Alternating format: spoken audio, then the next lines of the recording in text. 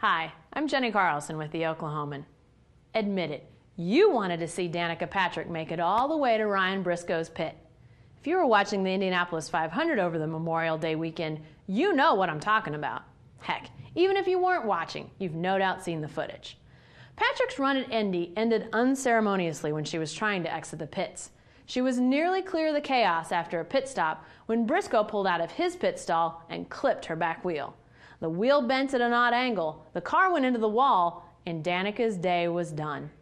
Briscoe's car was in bad shape too, so a few minutes later, both cars and their drivers were back in their pit stalls. When it became clear to Patrick that she was finished, she got out of her car.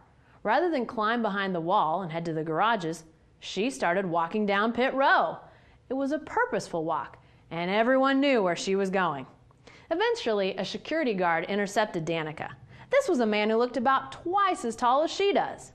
I got to admit, as I watched the two walking together, I really wanted Danica to break into a run. Sure, the guy could have stopped her, but he would have needed to catch her first. But Danica didn't run, and the security guard eventually diverted her from her mission. Who among us didn't want to see her get to Briscoe's pit? No one.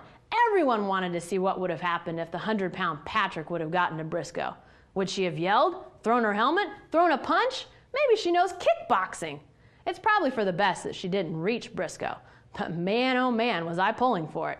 I couldn't tell you much about Scott Dixon's winning strategy on Sunday, but I remember every detail of dueling Danica's walk down pit row.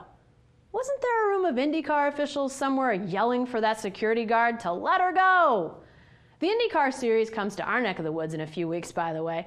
Texas Motor Speedway will provide the backdrop on June 7th. Track president Eddie Gossage is enough of a wheeler-dealer, he might just propose a Danica-Briscoe cage fight before the race.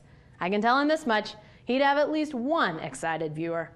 I'm Jenni Carlson with the Oklahoman.